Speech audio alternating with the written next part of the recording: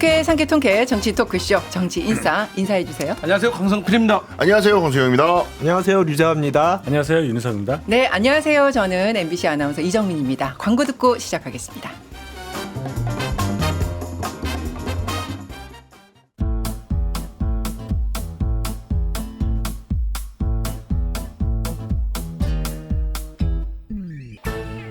유쾌한 정치 토크쇼 정치인싸. 네, 여러분께서는 정치인싸와 함께하고 계십니다. 국민의힘 장동혁 대표가요, 미국 다녀와서는 공개 일정이 거의 없었습니다. 그런데 이번 주말부터 본격적으로 후보 지원에 나서고 있어요. 어제는 부산 박형준 후보 선거사무실, 그리고 오늘은 대구의 추경호 후보 선거사무실 개소식에 잇따라 방문을 하는데 두 후보가 직접 장 대표를 초청했다, 이렇게 얘기가 나오고 있더라고요. 서울이랑 분위기가 사뭇 다른 것 같아요.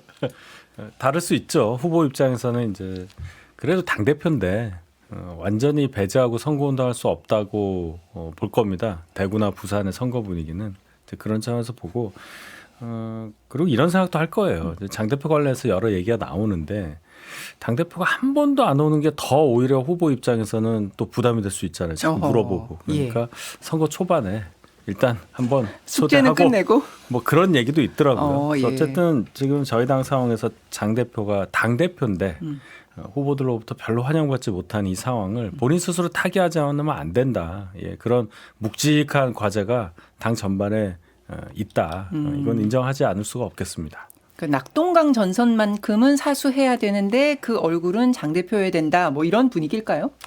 네, 그런 거 분명히 있을 겁니다. 그리고 어쨌든 당대표인데 기분 나쁠 거예요. 서운한 마음도 있고, 그리고 또 그런 마음을 또 당직자들 후보도 알 겁니다. 그렇기 때문에 같은 당의 일원으로서 선출된 대표이기 때문에 한 번쯤은 와서 그래도 할 건 해주고 가는 것이 맞다. 그러니까 얼마 전에 저희 그 정청래 대표께서 이제 대구 가니까 국민의힘에서 또 이런 얘기 하셨거든요. 이제 저희 마음 아실 거예요. 그래서 할 건 하러 가신 거다. 이제 그렇게 보고 있습니다. 근데 그렇게 보기에는 이제 국민의힘이 지역에 따라서 장 대표 관련해서 선거 전략이 완전히 나뉜다, 이렇게 보이는 거잖아요. 그러니까 서울 지역의 출마자들이 대표 패싱해서 발대식을 열었습니다. 근데 이제 장 대표가 TK 후보들에게서는 얼굴이어야 된다, 약간 이런 분위기가 있는 거고, 이 차이를 어떻게 해석하세요? 근데 그 이제 유권자들 지형 자체가 완전히 다르니까요. 뭐 대구, 부산은 아직까지도 뭐 전통적으로 보수세가 아주 강력하고, 소위 말하는 집토끼를 잡지 않으면은 여기서는 굉장히 위태로울 수 있다. 그리고 누가 봐도 집토끼 상당히 많고 투표율이 낮을 것으로 전망이 되는 상황에서 장동혁 대표하고 완전히 척을 져버리면 이제 투표장에 안 가버리는 거죠, 사람들이. 이제 염증을 느껴가지고. 그래서 어떻게든 규합을 시켜야 되니까. 그리고 이제 괜찮은 논리가 있어요. 예. 지금 뭐 집안에 차린 게 너무 없고 집안 살림이 어려운데 다 내칠 수 없다. 뭐라도 다 뭉쳐야 되고 비빔밥 만들어야 된다. 근데 그런 얘기들이 계속 나오니까 대구, 부산에서만큼은 장동혁이 온다고 해서, 장동혁 대표가 온다고 해서 뭐 손해가 생기거나 그러지는 않을 거예요. 국민의 입장에서는. 저는 장동혁 대표의 대구, 부산 방문에 대해서 너무 크게 정치적 의미를 부여할 필요는 없지 않을까, 그렇게 생각합니다. 그래요? 예. 뭐 아까 강성필 부대변인 말씀하셨다시피 어쨌든 현직 당 대표 아닙니까? 한 번쯤은 왔다 갈 수 있다고 생각을 하고요. 그리고 장동혁 대표를 콕 집어서 이제 그 부산이나 대구에서 부른 게 아니고, 초청한 게 아니고, 이제 지도부 전체를 와달라고 해서 그 가운데 장동혁 대표도 지도부기 때문에 온 거고, 그거 오히려 콕 집어서 빼는 것도 이상하잖아요. 그럼 오히려 불필요한 혼란이 생길 수 있기 때문에 그냥 이왕 한 번 부르는 거 전체를 다 부르는 게 맞지 않았나 하는 생각이 들고, 저는 서울이나 부산, 대구의 분위기가 국민의힘에 대한 어떤 비판적, 예. 심지어 우리 보수 지역 내부에서조차 비판적인 어떤 국민의힘에 대한 평가가 저는 크게 다르진 않다고 봐요. 다만 선대위 운영 과정에서 서울은 조금 더 장동혁 대표와 거리를 두려고 하는 모습을 보이는 거고, 부산, 대구는 좀 덜할 뿐이지 큰 틀에서는 다르지 않기 때문에 그냥 한 번쯤 불러야 돼서 이번에 초장에 한번 불러본다, 이 정도로 저는 의미 부여를 하면 될 것 같습니다. 근데 이제 그래요? 뭐가 문제냐면 예. 처음에는 이렇게 넘어갈 수가 있거든요. 근데 두 번째, 세 번째 가게 되면 이제 그때가 이제 문제인 거고, 가기 전에 누구 만날 것인가. 그러니까 뭐, 그리고 장동혁 대표에게도 예를 들어서 그 지역 그 언론인들이 물어볼 수 있거든요. 예. 아니 뭐 혹시라도 뭐 한동훈 그 후보하고 연대하냐?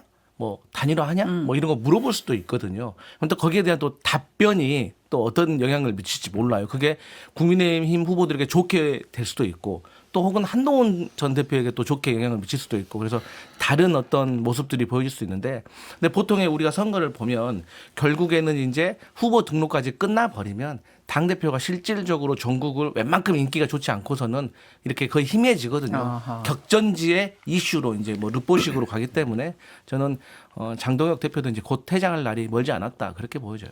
그러니까 이게 당대표이기 때문에 그리고 단합된 모습을 보여주는 게 좋기 때문에 약간 형식적인 이런 절차를 거친다라고 보기에는 그 추경호 후보 같은 경우에는 굉장히 강성으로 반드시 중심으로 장동혁 대표 중심으로 우리는 다시 뭉쳐야 된다 막 이런 일성을 냈더라고요. 그래서 분위기가 굉장히 다르게 느껴졌었는데 그러면 이게 과연 만약에 계속해서 이런 TK 지역에서 지원 요청을 하고 그리고 장동혁 대표가 나서는 것이 전체 구도에는 과연 어떤 영향을 미칠까 이제 이런 의문이 이어지는 거잖아요.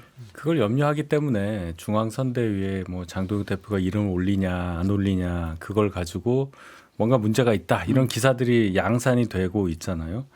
그냥 단적인 예로 뭐 지역별로 좀 들어가 보면 예. TK에서 어떻게 하는지는 별론으로 하고라도 예를 들어 한동훈 대표와 장동혁 대표 간의 관계를 볼 때 지금 어쨌든 당에서는 한동훈 대표를 잡으려고 하는 움직임이잖아요. 근데 그것과 그런 움직임을 보이는 것과 부울경 다른 지역의 선거 승리를 두 가지 다 달성할 수 있느냐. 자, 한동훈을 떨어뜨리고 부울경을 우리가 이길 수 있는 분위기를 만드느냐. 이게 거의 미션 임파서블에 가깝다는 얘기예요. 예. 그리고 후보들도 부울경에 있는 다른 후보들도 과연 그거를 원할까? 후보들이 내 선거에 도움이 되는 움직임이라고 당에서 중앙당에서 그런 움직임을 보여주는 게 나한테 도움이 된다고 생각할 것이냐. 저는 그렇지 않다고 생각합니다. 객관적으로. 그러니까 여기에서의 복잡한 함수 관계를 예. 당대표로서 어떻게 그럼 풀어야 하느냐. 어쨌든 선거 승리를 목표로 한다면 내가 나서는 게 나은 거냐. 나서더라도 어떻게 나서는 게 나은 거냐. 아니면 국한에서 어느 지역만 나서는 게 맞는 거냐. 아예 안 나서는 게 나은 거냐. 그 판단을 하셔야 한다고 봅니다. 저는. 장 할까요? 대표가. 네, 장 대표가 할까요? 늘 고민하시잖아요. 근데 그 기준이 예. 뭐 지금 드러나잖아요. TK에서는 도움이 될 것 같고 그 외 지역에서는 도움이 안 될 것 같고 본인도 그걸 잘 알고 계시는 것 같은데 예전에 그 2018년도에 홍준표 당시 이제 자유한국당 대표가 마찬가지로 인기가 없어가지고 현장에서 좀 이렇게 안 왔으면 좋겠다 그런 얘기 들었었던 시절이 있었죠. 맞아요. 근데 홍준표 그때 당시 대표는 그렇게 된 이유가 문재인 정권 때 뭐 남북 평화 지금 회담 정상회담 이런 게 막 추진되고 있고 분위기가 좋게 흘러가는데 그리고 사람들이 기대가 굉장히 큰데 거기다 대고 위장 평화쇼다 이러고 너무 거칠게 이제 말을 하니까 지금 조금 그 중도 쪽 확장을 하기 위해서는 저런 말을 자꾸 하면 손해가 될 것 같다. 그래서 너무 세게 얘기하시니까 조금 중성화시킬 필요가 없다. 우리 당을 너무 이념화 안 했으면 좋겠다. 이제 그런 차원이었다면 장동혁 대표는 지금 그런 어떤 뭐 정권과의 이재명 대통령과의 뭐 관계에서 그런 설정하는 게 아니고 예. 당내에 이제 당권 다툼의 일환으로 이제 사람들이 염증을 느끼다 보니까 오지 말라는 거니까 좀 차원이 많이 다른 것 같아요. 다른 것 같고 이건 더 뼈 아프다. 아하. 당내에서의 갈등 때문에 비토하는 정서가 있다는 것은 그리고 근데 또 한편 생각하면 뭐 장동혁 대표가 있든 없든 뭐 전면에 나서든 안 나서든 예. 이제는 너무 늦어버려서 변수도 안 될 것 같아요. 그러니까 마이너스도 안 될 것 같다. 네, 그냥 어차피 지금 마이너스 될 대로 된 상태여가지고 아하. 큰 문제도 안 될 것 같아요. 근데 저는 예. 그 장동혁 대표가 이 PK는 몰라도 TK에서는 분명히 할 수 있는 역할이 하나 있는 것 같습니다. 뭔가요? 그게 뭐냐면 이 국민의힘 대구시장 후보와 관련해 가지고 너무 갈등이 후보 간에 컸거든요. 예. 경선 과정에서. 그래서 예를 든다면 뭐 주호영 의원 같은 경우도 뭐 실질적으로 거의 뭐 김부겸 후보 지지 선언을 하다 싶은 발언들을 하고 있어요. 그래서 어떤 얘기가 나오냐면 주경야부. 그러니까 낮에는 추경호하지만 밤에는 김부겸 한다. 그러니까 뭐 유영아 그런 얘기가 의원, 있어요? 최은석 후보 뭐 이런 분들은 사실 장동혁 대표가 내려가서 어느 정도 조금 설득을 해주고 조금 추경호 후보를 도울 수 있도록 역할을 좀 해줘야 돼요. 아. 그러니까 이러한 역할을 그나마 대구에서는 좀 할 수 있고 아직도 추경호 후보로서는 집토끼들을 좀 결집하는 그런 숙제가 남아 있어요. 그러니까 국민의힘이 너무 못하기 때문에 사실 이번에 투표장 안 갈련다라고 예. 하시는 분들이 분명히 있을 거예요. 그래도 뭐 민주당은 또 못 뽑겠다 그런 마음으로. 그래서 이제 이런 집토끼들한테는 또 장동혁 대표가 조금 소구력이 있을 수도 있거든요. 강성 당원들에게는. 그래서 이 정도의 역할은 좀 있지 않겠느냐 그런 생각을 해봅니다. 집도키들에게 과연 소구력이 당 대표가 있을 것인가 그 설문조사를 여론조사를 하나 보고 얘기를 이어가겠습니다. 코리아 리서치 인터내셔널이 MBC 의뢰로 28, 29일 무선전화 면접한 조사에 따르면 대구에서 국민의힘 당 지지율은 38%인데 당 지도부에 대한 평가는 긍정이 19였습니다. 그리고 서울은 당 지지율이 23인데 지도부는 긍정이 15고요. 부산에서도 당 지지율은 30인데 지도부에 대해서는 긍정이 20이거든요. 그러니까 당 지지율보다 지도부에 대한 지지율이 훨씬 낮게 지금 나오고 있는 거고 쉽게 말하면 당을 지지하는 분들 중에서도 상당수가 장동혁 지도부는 안 된다. 지금 이런 생각을 갖고 있는 그런 지표인 거잖아요. 네, 방금 진행자께서 말씀하신 그 여론조사 결과만 봐도 예. 서울, 대구, 부산이 크게 다르지 않아요. 장동혁 그 국민의힘 지도부에 대한 평가, 부정 평가가 76%, 79%, 75% 비슷비슷하거든요. 예. 그러니까 제가 아까 초반에 말씀드렸다시피 장동혁 지도부에 대한 평가는 서울 다르고 대구 다르지 않습니다. 그리고 지금 강성필 부대변인이 장동혁 대표가 그래도 대표로서 집도키한테는 소구할 수 있는 그런 여력이 있으니까 와서 좀 역할을 해라. 이거야말로 이제까지 해오셨던 장동혁 화이팅 뭐 이거 이 수준이에요. 거기에 여당의 우리가 시각입니다. 그게 넘어가면 안 됩니다. 그걸 간파하다니. 거기에 우리가 장동혁 대표 당신이 역할이 있어 이래서 대구 가라고 하면은 거기서 이제 점점 추경호 후보 떨어지는 거예요. 추경호 후보가 그런 사정을 모르지 않고요. 예. 다만 초반에 어쨌든 결집하자. 우리가 분열하지 말자라는 시그널을 보낸 건 아니 이제 선거를 치러야 되는데 어쨌든 당대표가 물러날 리는 없고 이 상태에서 치러야 되는데 어떻게든 수습을 해야 되지 않습니까? 그런 차원에서 낸 메시지이고 장동혁 대표가 부산이나 대구에 가는 것도 마찬가지로 그냥 어쨌든 당 대표니까 선거 초반에 한 번쯤 방문하는 것일 뿐이지 여기에 그 이상의 어떤 정책 의미를 부여하거나 그 이상의 역할을 장동혁 대표가 할 수 있는 것처럼 현혹하는 것은 아하. 그거는 민주당이 원하는 일일 뿐이지 국민의힘은 전혀 이익이 되는 일이 아닙니다. 그리고 현실도 아니다? 예, 현실도 아닙니다. 방금 여론조사 결과 보셨잖아요. 거기에 사람들이 맞춰서 후보들이 전략을 짜는데 왜 장동혁 대표를 부릅니까? 그럼 TK 후보들도 전면에 장동혁 대표를 내세우겠다는 움직임은 앞으로는 없을 것이다? 지금 TK 후보들이라고 해봤자 재보궐선거라든가 아니면 일반 시구의원 선거는 이 TK에서 크게 문제가 되지는 않습니다. 결국 대구시장 선거 아니겠어요? 네. 지금 대구시 전반에 펼쳐져 있는 장동혁 심판 선거처럼 흐르고 있는 그 정서를 추경호 후보가 관고할 수 있을까요? 그 저는 그렇게 말씀이 안 좀 일리가 있는 게 예. 추경호 후보가 그 동남풍을 긍정했잖아요. 네. 동남풍이라는 게 이제 누구 때문에 생겼는지 아시기 때문에 그것과 지금 장동혁 대표 중심으로 뭉쳐야 한다는 얘기는 상충되는 거니까 시점에 따라서 말씀을 그렇게 하시는 거라고 봐야 하는 거고 적어도 장 대표가 선거에 큰 도움이 된다 이렇게 보시지는 않을 겁니다. 추경호 후보의 속내는 예. 그렇다. 그건 뭐 김부겸 후보가 워낙 세니까요. 예, 알겠습니다. 오늘 말씀드리는 여론조사의 자세한 내용은 중앙선거 여론조사 심의위원회 홈페이지를 참조하시면 되고요.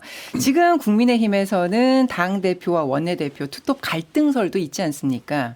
예, 각자가 별도의 일정을 소화하는 그 장면을 두고 막 얘기가 나온 건데 송원석 원내는 선거철에는 원래 부부도 따로따로 다닌다 이렇게 불화설을 일축했던데 갈등설의 실체를 어떻게 알고 계세요? 그러니까 원래 이게 그 당이 생각해 보면 전국을 많이 누벼야 되니까 원내대표하고 당대표가 투트랙으로 나눠줘서 가는 게 효율적이죠. 원래는 그렇습니다. 원래는 그런데 이제 예외적인 건 대구나 뭐 서울시장이나 뭐 이런 식으로 약간 정말 그 격전지 있죠. 아주 중요한 요충지에는 총력을 모아야 될 때가 있거든요. 모두가 싹 다 뭉쳐가지고 한번 큰 이벤트를 벌일 필요가 있는데 그런 모습조차도 아예 안 보이니까 예. 그래서 이제 불화설이 나올 수밖에 없는 거고 맥락은 또 하나 중요한 맥락은 의원총회를 주도했던 송원석 원내대표와 다른 행보를 장동혁 대표가 해왔기 때문에 결국은 이 둘은 좀 완전히 갈라선 거 아니냐.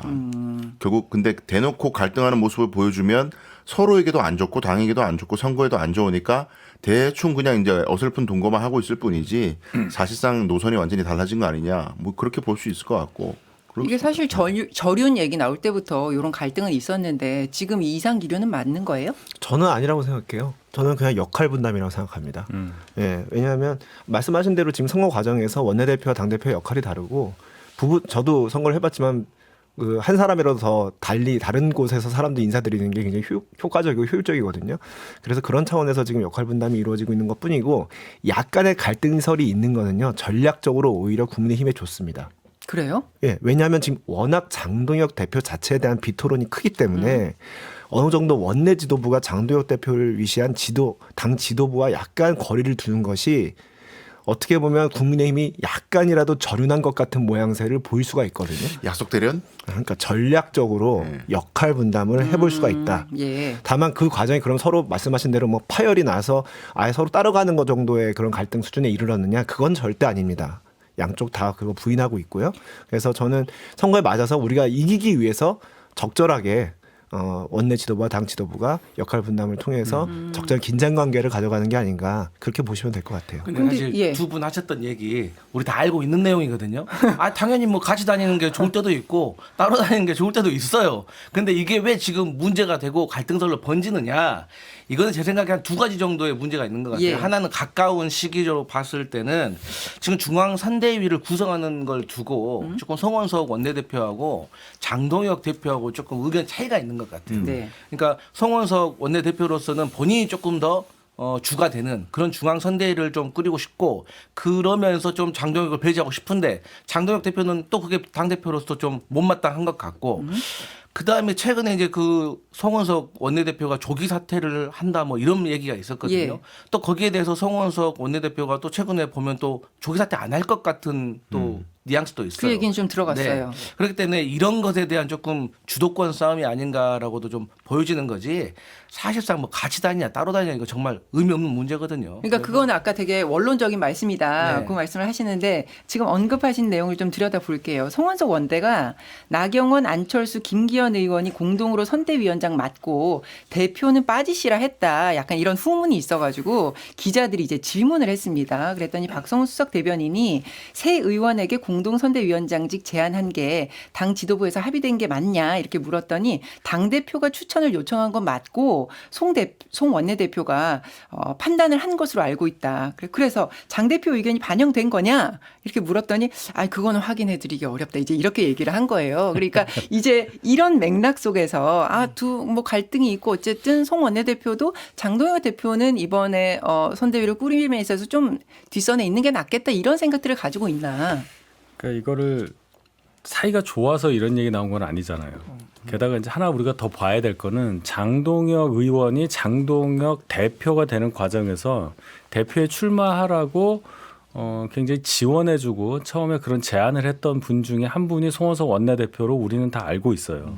그러면 굉장히 가까운 관계여야 하는데 지금 이런 얘기가 나온다는 것은 결론은 정치적으로 결별을 했다 이렇게 봐야 하고 이렇게까지 또 된 이유 중에 하나는 그동안 위태위태하던 장동혁 지도부가 장 대표의 갑작스런 그 방미, 성과 없는 방미와 이상한 해명 그리고 기억에 남을 수밖에 없는 그 예술 사진 그걸로 지금 타격을 받는 거라고 봐요. 이게 결정타예요. 정치적으로 완벽하게 본인을 추락시킨 게 그 방미였단 말이에요. 그러면 그 당대표와 같이 갈 수가 있겠느냐 하는 생각. 그렇다고 당장 어떻게 할 수는 없는 거고 선대위 구성에 있어서 당대표가 좀 뒤에 계셔 달라는 당의 어떤 구성원들의 중지를 모아서 이렇게 송원석 대표가 총대를 맨 게 아니냐는 해석이 충분히 저는 일리가 있다고 봅니다. 그러니까 장동혁 대표가 중앙선대위를 그때 구성하면서 본인이 상임선대위원장을 맡을 예정이다. 이렇게 또 보도는 나오고 있던데 지금 실제 근데 이게 원래 당 대표가 중앙선대위 구성하면 상임선대위원장 맡는 게 관례고 원래 그게 정상이에요. 근데 이제 그게 지금 당 상황, 당 지도부가 워낙 인기가 없다 보니까 송원석 원내대표로서는 좀 장 대표가 뒤로 빠져주고 다른 사람들 위주로 공동선대위원장을 짜는 게 어떻겠냐고 얘기하는 건데 장동 대표 입장에서는 자존심 상하죠. 그래서 그 정도의 어떤 서로의 의견 차이가 있을 뿐이지 이게 진짜 분열로 가려면 장동 대표의 완전한 이선 후퇴와 사퇴까지 요구할 정도로 안 가지 않습니까?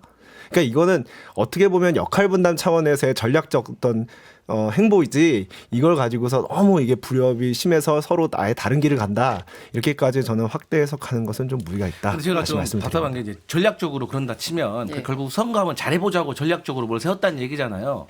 근데 지금 사실 국민의힘 같은 경우는 전략적으로 지금 당대표와 원내대표를 뭐 따로 분리시키고 이게 중요한 게 아니라 네. 차라리 그래도 이 상황에서라도 조금 참신하고 새로운 얼굴로 조금 뭔가 변화를 줄 수 있다는 기대감을 줄 수 있는 그런 사람을 모셔오려고 노력하는 것이 저는 차라리 훨씬 더 생산적인 고민이지 당대표 원내대표 따로 다닌다고 해서 뭐가 좀 달라질 것 같지는 않고 지금 그런 공통적으로 거론되고 있는 안철수 의원은 거기에 해당되지 않는다. 안철수 의원도 그러니까 이게 이제 국민의힘의 문제인 거예요. 누군가를 뭐 비대위원장이건 혁신위원장이건 뭐 상임선대위원장이건 누구를 찾으면 다 그 나물에 그 밥이에요. 그러니까 고작 고민한 건 같지도 않지만 김문수 전 장관이 무슨 몇 개 구역에 이제 명예상임선대위원장도 참 희한한 말이지만 그거 한다고 하잖아요. 잠깐 광고 듣고 그 이야기 이어가겠습니다. 지금 여러분께서는 6회 상쾌 통쾌한 정치 토크쇼 정치 인사를 듣고 계십니다.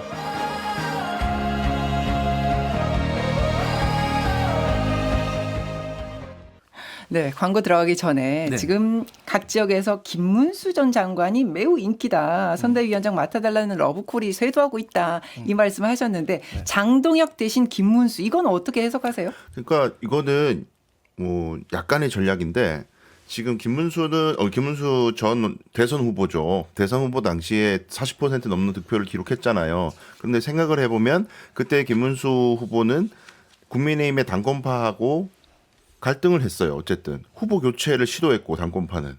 근데 거기에 저항했잖아요. 그 모습들이 그러니까 국민의힘의 정통적인 지지층 사이에서는 굉장히 소신 있고 강단 있다. 위에서 시키는 대로 안 하는 사람이다. 근데 그렇다고 해서 이렇게 말씀드리면 죄송하지만 한동훈 전 대표처럼 대놓고 막 각을 세우는 느낌은 아니다. 그러니까 그 어딘 중간 위치에 있는 거예요. 어딘가 현 회색 지도부 느낌 나는 거예요. 확실한 차별화는 아니다. 예, 뭔가 자기 소신이 있는데 그렇다고 해서 막 싸움 거는 사람은 아니다. 약간 그런 회색 지대에 있다고 생각하는 것 같습니다. 사람들이. 그러다 보니 네. 뭔가 국민의힘 당권파는 바뀌어야 되는데 그렇다고 해서 완전히 비토도 아닌 소위 말해서 반당권파가 아니라 비당권파 느낌으로 괜찮은 사람이 김문수인 것 같아. 그리고 상당한 표를 얻었었으니까 소구력이 있는 것 같아. 뭐 이런 아이디어를 자꾸 생각하시는 것 같은데 근데 중요한 건 저는 이제 여전히 국민의힘이 너무나 이제 아니라고 나태하다고 생각하는 이유가 누가 선대위원장이 되고 위에 있는 그 직함 뭐라 그럴까 얼굴 마담 느낌에 그걸 누가 하는지만 뉴스에 나오고 사실 지금 개별 뭐 재보궐공천이나 이런 공천 과정에서 지금 윤호개인 세력들이 다시 올라온다 이런 거에 대한 비판은 별로 당내에서 없어 보여요. 네. 민주당은 지금 뭐 경기도에 어디에 재보궐이 누가 나간다 이거 가지고 당내도 그렇고 평론계도 그렇고 얼마나 시끄러웠어요. 근데 국민의힘은 누가 공천되는지에 대한 코멘트가 없어요. 코멘트 할게요 지금. 네, 그러니까 그런 게 문제라는 거예요 국민의힘이. 예. 그래서 국민의힘은 지금 안 하고 당대표 싶은데. 리더십 논란에 더해서 공천 면면에 윤석열 전 대통령이 떠오르고 있어서 비판이 일고 있습니다. 자, 먼저 계엄 당시에 비서실장을 맡았던 정진석 전 의원이 예상했던 대로 충남 공주부여 청량 재보궐선거 공천을 신청했고요. 근데 이제 공관위가 지역심사 보류 결정을 하긴 했습니다. 그러니까 김 전 부의장의 윤리위 절차가 진행 중이라서 이 신청이 들어와서 형식적으로 이제 보류를 했다는 설명인데 이게 뭐 시간 끌기 위한 보류인가 뭐 어떻게 보세요? 시간 끌기는 아니에요. 예. 그게 이제 절차상 일단 그런 문제가 있을 때 이걸 소위 말하는 클리어를 해야 공천이 되는 거니까 그 클리어하기 위한 절차를 밟기 위한 시간이 필요한 거고 시간을 끌려는 건 아니고 지금 선거가 얼마나 더 시간을 끌겠어요. 그건 아니고 예. 어쨌든 정진석 전 의원에 대한 공천 가능성이 높기 때문에 또 기타 다른 지역에도 윤 대통령과 관련이 많은 분들이 실제로 공천이 됐기 때문에 이제 많은 또 여러 가지 의견들이 나오는 거죠. 당 입장에서는 한 석이라도 더 확보해야 된다는 그런 절박한 심정으로 공천을 했다고 볼 수 있는데 문제는 이제 그 면면이 또 윤 대통령이랑 다 똑같은 거 아니냐. 소위 말하는 윤어게인 아니냐. 예. 이런 비난을 받을 수도 있겠어요. 근데 제가 볼 때는 계엄 이전과 이후를 확실히 구분을 해야 한다고 저는 봅니다. 예를 들어 정진석 전 의원 같은 경우는 비서실장 한 거는 뭐 누가 부인하겠습니까? 당연히 그 용산 대통령실에서 2인자라고 볼 수 있는 분이고 왜 계엄을 못 막았느냐는 책임에서 자유로울 수가 없고 뭐 그 뒤에 어떤 그 용산에 있었던 여러 자료를 뭐 파기했다든지 이런 부분에 있어서 관련이 돼 있으니까 비난을 받을 수밖에 없긴 하지만 계엄 당일에 계엄을 몰랐고 계엄하는 과정에 있어서 굉장히 반대를 했다는 것은 확인이 돼요. 그러니까 적어도 계엄을 하도록 부추겼다거나 계엄하는 데 있어서 역할을 해서 계엄이 되도록 어떤 도움을 줬다거나 그건 아니다라는 것은 우리가 인정을 하고 논의를 해야 한다. 아마 본인도 그 차원에서 본인의 명예를 생각했을 거예요. 내가 계엄을 선포한 대통령이 비서실장한 거는 맞지만 적어도 나는 계엄을 적극적으로 반대했고 계엄에 대해서 이건 안 된다는 의사를 계속 피력을 했음에도 자꾸 나는 오해를 받는다. 아마 개인적인 그런 명예회복 동기가 큰 그런 출마 선언이라고 보는데 당에서 이제 최종적으로 어떻게 판단할지 봐야 되겠죠. 근데 개업 이후에 어쨌든 대통령 PC를 초기화하는 의혹 등 증거 인멸로 지금 수사를 받고 있는 상황이잖아요. 예. 그러니까 내가 계엄에 반대를 했다라고 주장을 하는데 그 이후의 행보를 잘라서 볼 수 있나? 이런 비판이거든요. 그러니까 그게 지금 중요한 게 당헌 당규에 국민의힘 당헌 당규 중에 의미심장한 게 뭐 여러 가지 범죄로 기소가 된 경우에는 아예 출마 자격이 없는 걸로 돼 있어요. 근데 그 죄목에 하나 걸리는 게 직권남용이에요. 네. 직무유기, 직권남용 이런 것들이 어쨌든 지금 기소가 됐잖아요. 헌재 재판관 임명 관련해 가지고 임명을 지연한 것, 그다음에 졸속으로 인사검증해 가지고 이완규 등을 올린 것. 그것이 지금 기소가 돼 있는 상황인데 당헌 당규상으로는 원래 출마하면 안 되는 건데 근데 당헌 당규의 예외 사유가 예. 이런 기소가 정치 탄압 등으로 이제 볼 수 있는 경우에는 예외로서 이제 출마할 수 있도록 할 수 있다. 그러면 이걸 타고 만약에 장동혁 대표가 공천을 주려 그러면 현재 이제 이런 혐의로 기소된 것 자체가 정진석 전 의원이 그 정치적으로 탄압받기 위해서 기소된 거다. 뭔가 문제가 있는 기소다. 이 명분을 만들어야 되거든요. 예. 그게 정치적으로 상당히 위험수죠. 사실 전체 선거판에는. 그러니까 절윤 논란 다시 불거지지 않겠습니까? 그렇기 때문에 지금 공주부여 청양이라는 지역구에서 정진석 전 의원이 가진 어떤 막강 영향력 예. 에도 불구하고 지금 당 공천관리위원회라든가 아니면 윤리위에서 저는 굉장히 숙고를 하고 있는 걸로 알아요. 그럼 여론을 의식하고 있다. 예. 이걸 정치 탄압으로 빼줄 수 있는 상황이 맞나? 그래서 설사 윤리위에서 통과가 된다 하더라도 공관위에서 컷오프를 하지 않고 경선을 붙인다든가 그럼 사실상 공천 주는 거와 다름이 없거든요. 컷오프를 하지 않을 수가 있는가에 대해서 지금 공관위 내부에서도 저는 굉장히 분위기가 안 좋은 걸로 알고 있습니다. 뿐만 아니라 지금 충남도지사 후보로 나온 김태흠 후보가 지금 언론 보도에 의하면 정진석 전 의원이 공천되면 나는 탈당해서 무소속으로 네. 선거 치르겠다는 얘기까지 하고 있거든요. 이거는 당 전체 선거판을 망치는 길이다. 이런 주장을 강력하게 하고 있고 또 그걸 당에서 외면만 할 수는 없습니다. 그래서 저는요. 좀 어렵게 지금 보고 있어요. 저는. 그 오늘 말들 길게 하시는데 최소한도로 친한계 분들은 정진석 비서실장 이런 사람 출마한다고 하면은 나서서 막아야 되는 거 아닙니까? 지금 나는 뭐 계엄에 뭐 반대했다? 아니 뭐 한덕수는 그러면 계엄에 찬성했습니까? 그리고 계엄에 반대하면 다 자유로운 겁니까? 이분은요. 지난해 윤석열 정부 뭐 2, 3년 동안에 국회 나와가지고 관저 이전이라든지 뭐 집무실에도 사우나 시설, 골프 시설 이런 거 초라하다고 하고요. 그 가진 변명과 방어를 앞에 나와서 거짓말을 그 뻔뻔하게 했던 분이에요. 근데 시간 지나고 나니까 이거 다 밝혀지고 있거든요. 그러니까 뭐 당장 뭐 대통령 기록물을 훼손하고 이런 것 때문만은 아니에요. 그런데 이 사람 뭐라고 합니까? 뭐 명예회복하겠다 뭐 이런 식으로 지금 나오고 있으면 저는 최소한도로 국민의힘에서 보수 재건을 주장하고 있는 친한계 정도는 이거 정말 제대로 된 성명 좀 내고 주장을 좀 밝혀야 되는 것이 아닌가? 어떻게 내란 수계 비서실장이 좋습니다. 본인 진짜 반대했다고 칩시다.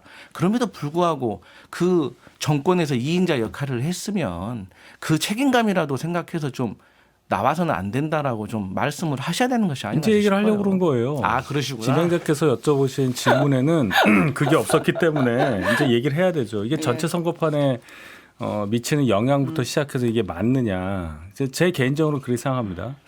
왜 명예회복의 수단이 반드시 출마해야 하느냐. 이건 여야를 막론하고 있는 거예요. 내가 선거에서 당선되면 내가 민심에서 허락을 받은 거기 때문에 사법 절차는 관계없어. 그는 법원이 잘못하는 거야라는 인식이 솔직히 얘기해서 지금 법률권이 훨씬 더 많은 거 아니에요. 25년 받은 분이 나와서 거의 공천 받을 뻔했던 거 아닙니까? 그때도 저희 똑같이 비난했어요. 그러니까 저희도 똑같이 받는 거라고 생각을 합니다. 저는 이분 출마하시는 거 반대예요. 저도. 그럼 그리고 반대하시는데. 당연히 반대죠. 다른 분도 마찬가지예요. 아, 그래요? 당 상황이 이런 거예요. 지금. 자, 그러면 7일에 공천 결과가 나오는 것으로 윤곽이 잡혀 있다고 하는데 그러면 이게 약간 대세라면 컷오프가 될까요? 아니면 그럼에도 불구하고 공천이 될까요? 제가 좀 그 말씀을 좀 더 드리면 예. 컷오프 가능성이 생각보다 높다. 음. 제가 취재한 바에 의하면 공간의 분위기가 그렇게 어수룩하지가 않다는 말씀을 드리고 그런데 그럼 그게 엄청나게 큰 의미가 있느냐? 또 그렇지만도 않습니다. 왜냐하면 지금 이번에 공천 이 공주 청양 부여 지역구에 공천을 신청한 분들 중에 잘 모르시는 분이 계신데 윤용근 씨라는 분이 계세요. 이분은 성남 중원구 당협위원장입니다. 예. 지금 당 미디어 대변인을 맡고 계세요. 예. 근데 이분이 많이 알려져 있지는 않지만 사실상 이번에 정진석 컷오프가 되느냐 안 되느냐와 맞물려서 갑자기 생뚱맞게 공천을 신청하신 분이에요. 예.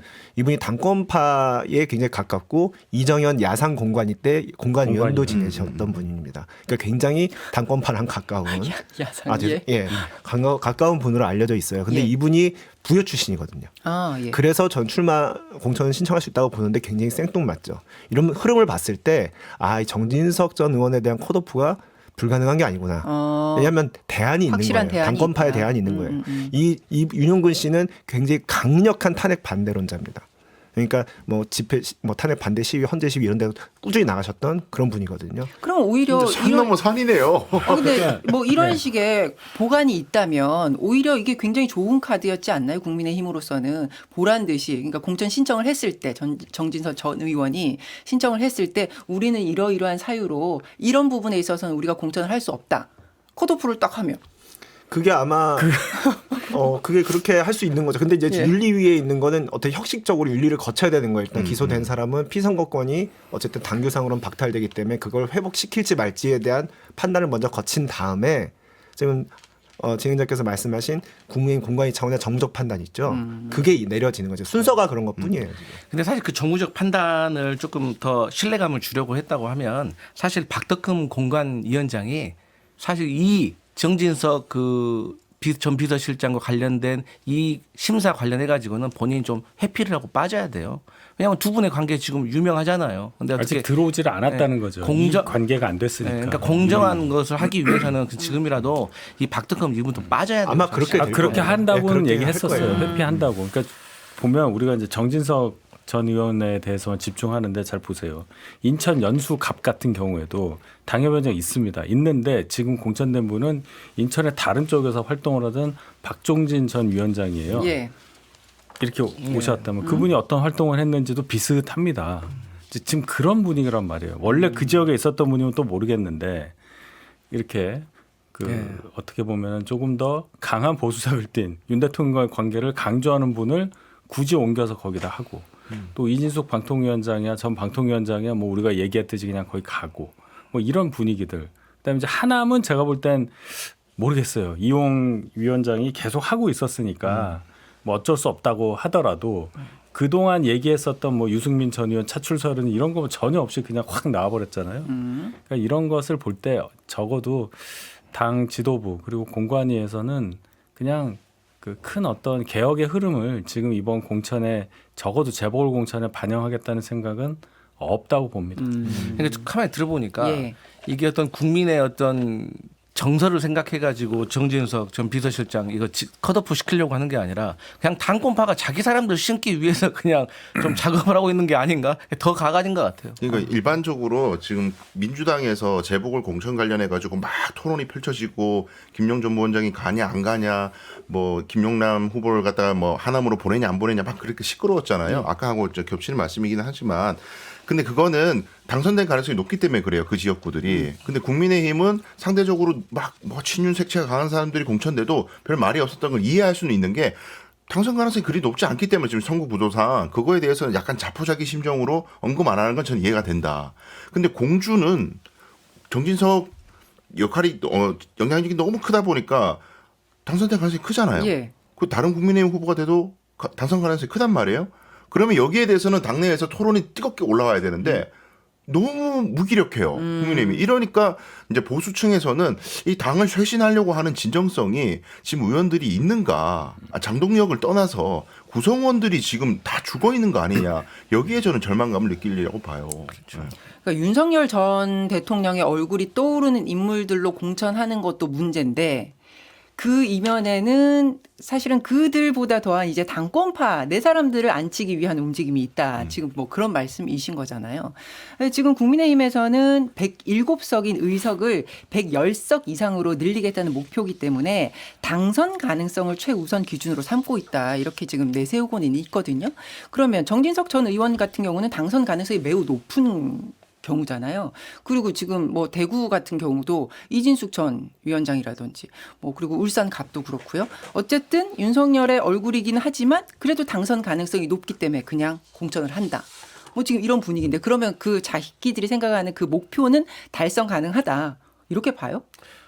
그냥 그런 것 같아요. 그러니까 이제 뭐 계속 하는 말이지만 지금 지방선거를 염두에 두고 있는 게 아니라 지방선거 이후에 이제 당권에 대해서 관심을 가지고 있는 분들이 국민의힘에 지금 많이 있고 그러다 보니까 사실 한석을 가져오는 것보다 자기 사람들 심는 게 더 중요하다 생각. 왜냐하면 우리 뭐 강수영 변호사 얘기했지만 뭐 인천 같은 경우도 박종진 씨라든가 누구 또 심었어요. 근데 이분들이 사실 이번 그 재보궐에서는 승리할 가능성이 낮지만 그래도 그분들이 이제 지역 당협위원장으로 자리를 잡고 있으면은 어쨌든 전당대회 때 역할을 할 거 아닙니까? 그리고 어쨌든 지금 국민의힘에서 보여줬을 때는 지금 보수 재개편이 일어날 것을 뻔히 알면서도 그것을 좀 막아내려고 하는 그런 장동혁 대표와 그를 옹립했던 그 진짜 기득권 층들이 지금 좀 결집을 하고 있는 것 같아서 저는 지금 공주 같은 경우는 또 어떤 문제가 있냐면 사실 정진석 후보 안 나가도 조금만 괜찮은 사람 하면은 가능성이 있거든요. 네. 왜냐하면 저희 민주당이 사실 지금 후보가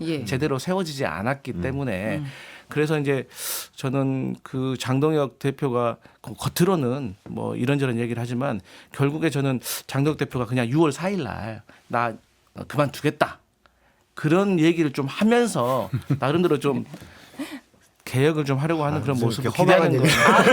아니 그러니까 먼저 그 선언을 먼저 해놓고 네. 나는 어쨌든 선거 끝나면 나는 물러날 사람이니까. 가브리엘 천사 만나는 지금 이 말씀은 아예 현실 불가능한 얘기다는 그렇게 보시는 거잖아요. 그것 때문에라도 이런다고 봐요.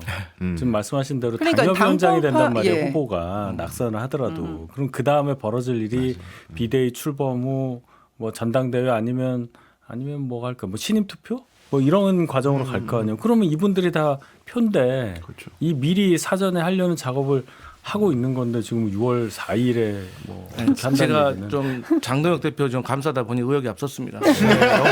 저도 머리가 혼란스러운데. 근데 이게 예. 이렇게 보시면 될 것 같아요. 저는 지금 국민의힘의 그 재보궐선거 공천하는 형태를 보면 저는 굉장히 불만족스럽습니다. 이게 과연 국민들한테 이게 개혁적인 모습으로 보일까 그런 점에서 굉장히 의문이 드는데 이렇게 생각하시면 돼요. 전략적으로 친윤 혹은 윤핵관의 상징격 되는 인물을 치고 거기에 상징성을 획득한 다음에 그 자리에 당권파와 가까운 인물들을 공천함으로써 어떻게 보면 본인의 당내 지위는 공고히 하는 그런 식의 전략적 공천을 해볼 수가 있다.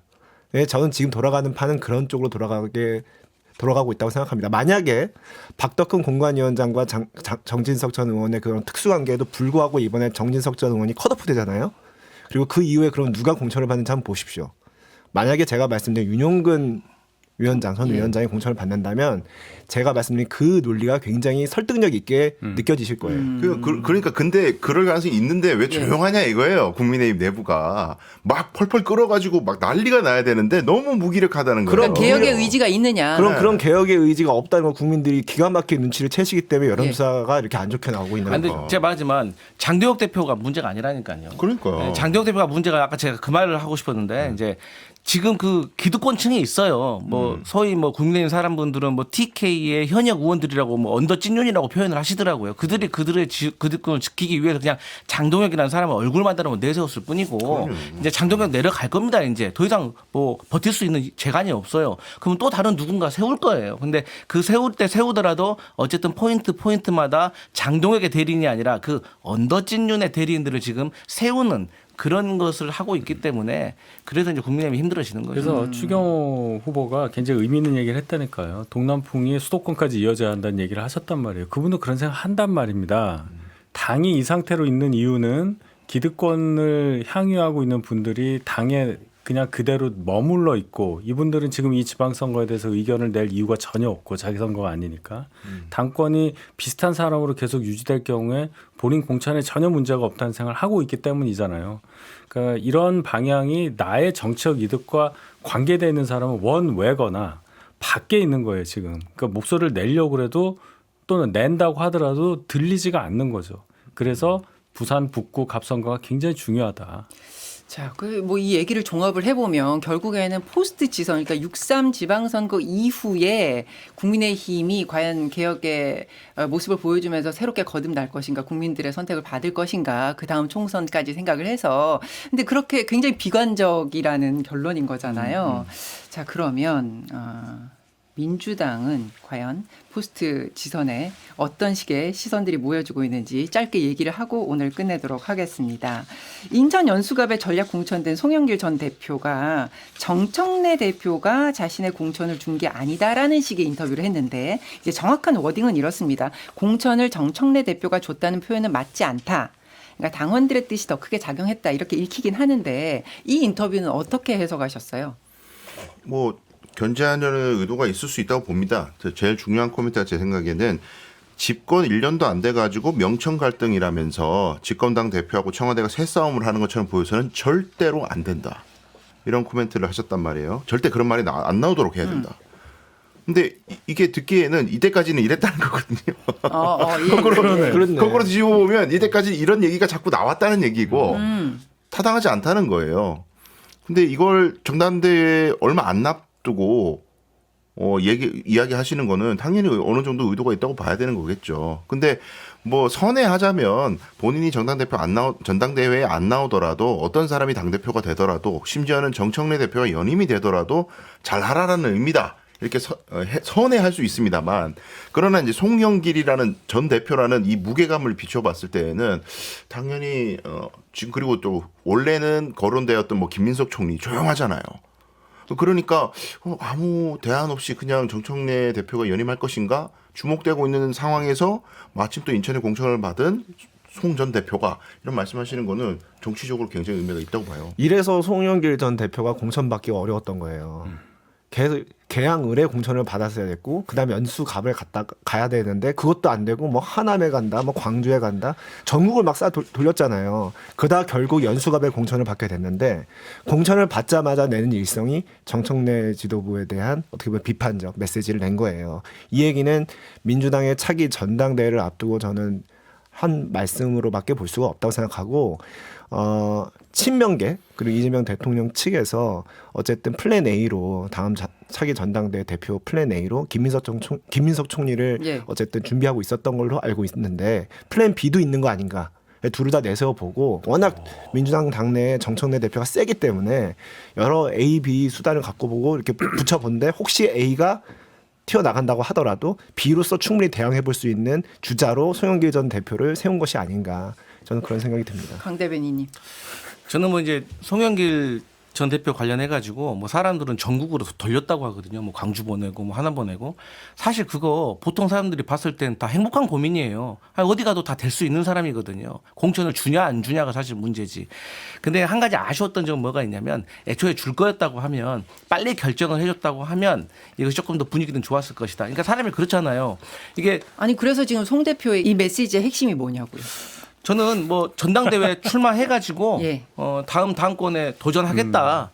저는 그렇게 이해를 했고 저희들은 그렇게 이해하고 있고 또 송 전 대표가 사실 이제 전당대회 나가기 위해서 배지를 달아야 된다라는 말이 있을 정도로 그런 말이 있기 때문에 저는 그러니까 그래서 정청래 대표가 고민을 하고 오해를 받았던 것도 있는 겁니다. 알겠습니다. 네. 당의 권력 구도 움직임 관전 포인트입니다. 광고 들으시죠. 육회상계 통계 정치 토크쇼 정치인싸 오늘 방송은 여기까지입니다. 지금까지 윤희석, 류재화, 강수영, 강성필 네 분과 함께했고요. 저는 이정민이었습니다. 다음 주 토요일 오전에 뵙겠습니다. 고맙습니다. 감사합니다.